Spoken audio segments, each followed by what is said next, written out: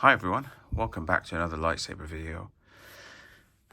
This is another Dave Parkin, Luke Skywalker Return of the Jedi hilt from his latest run in 2024.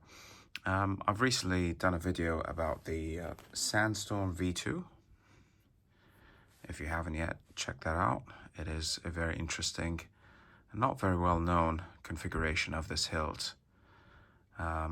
Just briefly, if you've not seen that video, obviously we all know the V2 belt hanger in Return of the Jedi. This is the style that most of us are familiar with, but this is actually what it ends up looking like in the years post-production.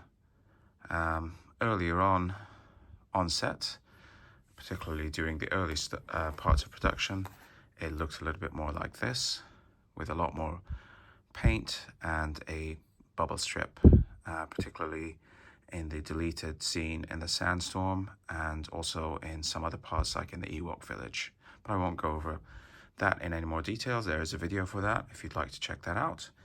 But I just wanted to mention it because I did get two hilts, well actually three, but I'll go into that later, from Dave's current run. So it was the V2 Sandstorm, and it was this one, the V3. This is a production style V3 called the Throne Room. So I'll take you through it, obviously talk a little bit more about the V3. So as you probably know, there's lots of hilts that Luke used throughout that film, but we could kind of simplify it to two kind of categories. There's a belt hanger, which is the V2, and there's the stunt hilt, which is used for dueling with Darth Vader, and that's the V3. So this would have had a blade attached to it. Both of these originally were Obi-Wan Kenobi hilts. So Obi-Wan Kenobi in A New Hope had a pair, at least two stunt hilts that ended up being Luke's Return of the Jedi hilts. One of them would become his belt hanger, the other one would become his stunt. That's basically it, just to kind of keep it as simple as possible. So we're going to focus on the V3. So for this particular run, Dave offered the option of weathering it to look like it did in the movie, in the throne room scene. Because up until now, every V3 that we got, because the reference pictures are so poor, the stills from the movie, that's just really not that many. Not a lot of people have offered this style of weathering in the past. There are a few who have done it and done a great job, but most people kind of err on the side of caution and do the post-production style of weathering. And that's the one that we're most familiar with. It has a lot more kind of copper paint on the neck. It's more of like an orangey shade. And it has a kind of a chrome tape applied to parts of the hilt, like here in the emitter. All over the clamp is covered in kind of chrome tape all up here. Parts down here as well, just above the pommels. I believe down below as well. I wish I had my other V3, but sadly I sold it a few months ago. That was done in the post-production style.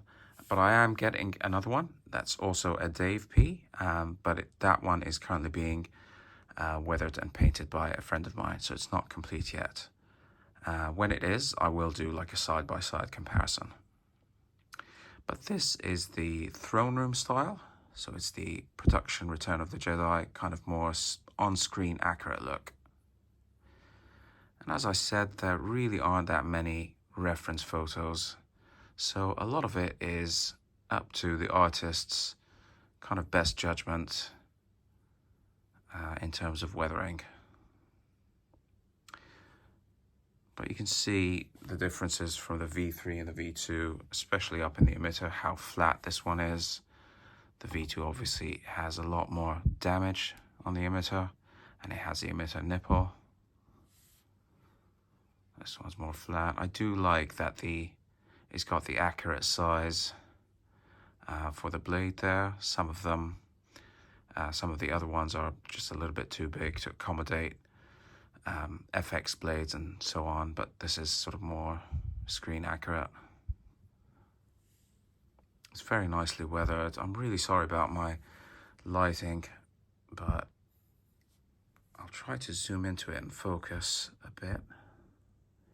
Perhaps you can see this was all painted and finished up by Dave. I really like kind of this over here on the neck. I'm not sure how he did this. I've heard people use like JB Weld and then paint over it. I'm not sure of the technique that Dave used, but it looks beautiful. It's really accurate too. Even in the post-production one, you can see that kind of layered paint. It's just a different shade. This is more of a kind of a gold, it's kind of a gold copper paint, similar to the Hero. The post-production one is a bit more kind of a reddish copper. Now obviously we have the casting seam, which is present on the V3. That's because it was a poor casting as opposed to the V2, which was much more finished. And it's on both sides, there and there. And that looks like physical damage rather than just paint. Yeah, it's definitely done with a Dremel or something. It looks great though. Yeah, so that's the upper portion of the V3. Moving down to the clamp. Dave does offer clamps that he's currently building himself, but I opted to go for a vintage Graflex clamp, so I sent him my own. This is a Fulmer clamp, and in fact it is a late Fulmer clamp. From what I've seen of the reference pictures, I believe the clamp of the V3 to either be a late Fulmer or possibly even an ink, because it has a much larger rivet than like the typical older Fulmers do. But it's so rusty that you can't really tell what's going on. So I've chosen to go with a late Fulmer for both of my V3s, production and post-production. Obviously I want them to match. So yeah, this is a vintage late Fulmer Graflex clamp. He's done the 3 holes, which he's told me that they're not the same sort of size or distance from the bottom. You can see that one sits a little bit higher up than this. So that's interesting. That seems to be a more recent discovery.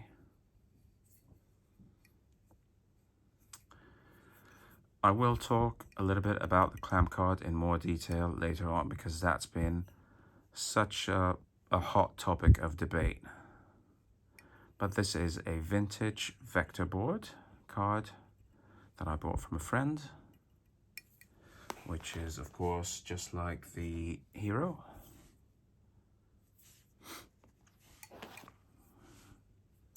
And then we move on to the booster.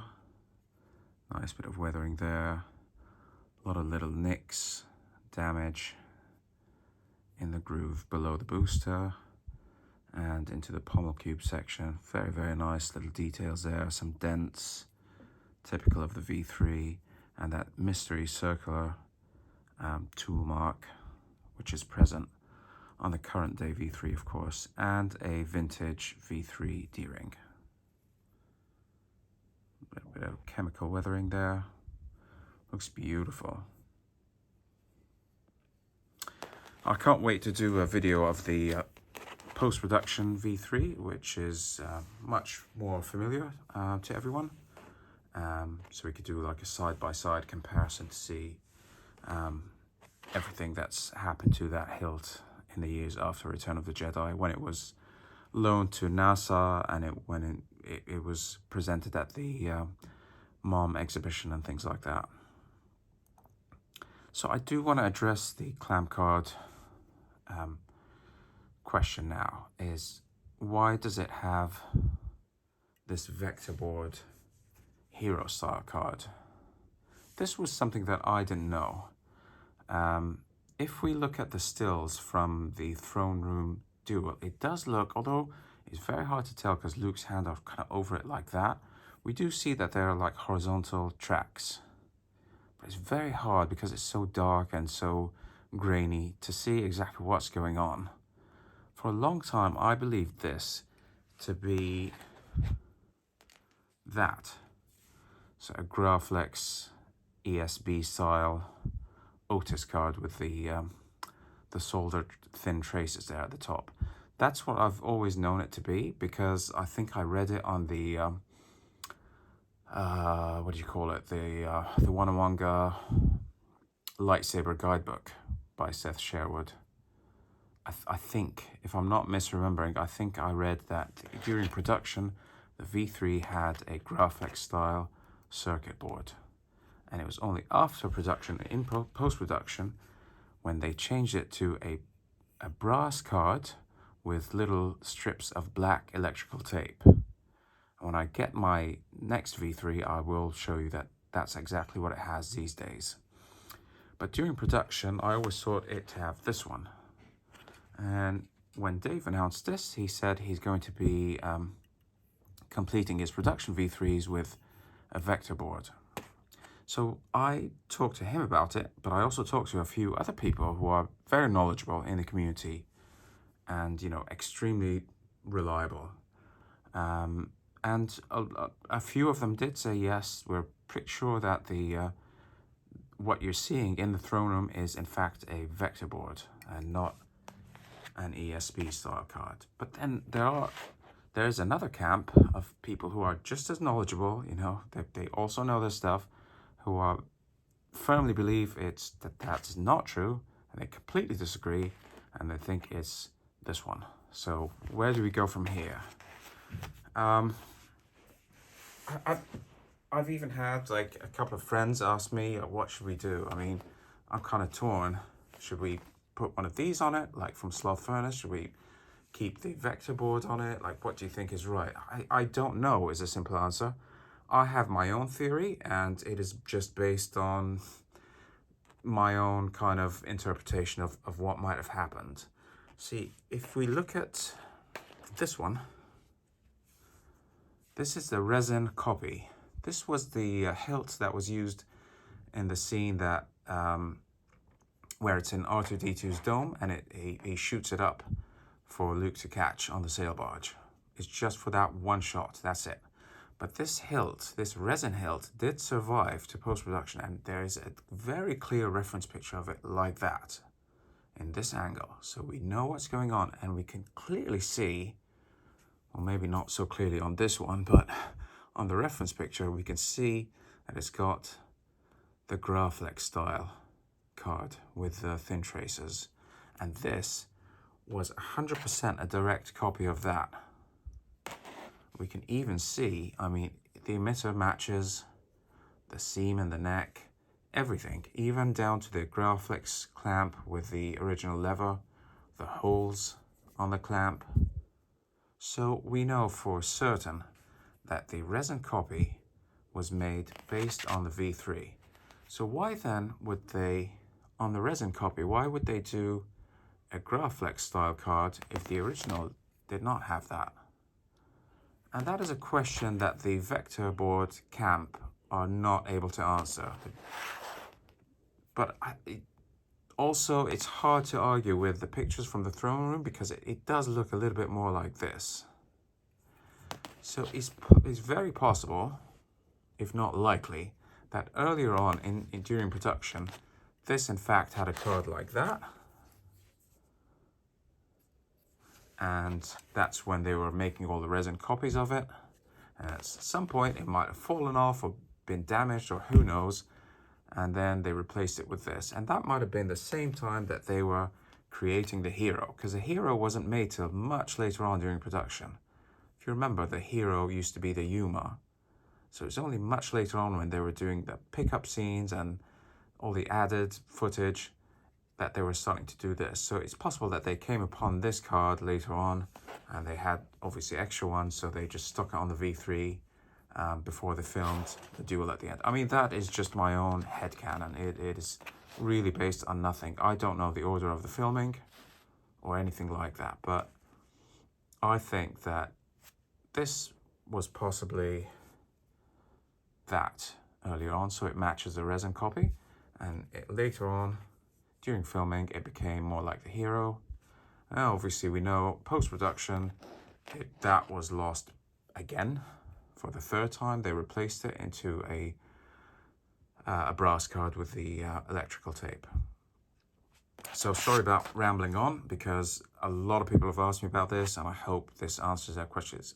I don't know is the simple answer, and honestly, whatever looks good to you, whatever feels right, whether it's a vector board or the Otis card, just go for it. There is no 100% confirmation. Okay, so that's all about the clamp card. We talked about the clamp. So the vintage parts on this are the clamp, the card, and the D-ring. Once again, just look at close-up of the paint and the weathering.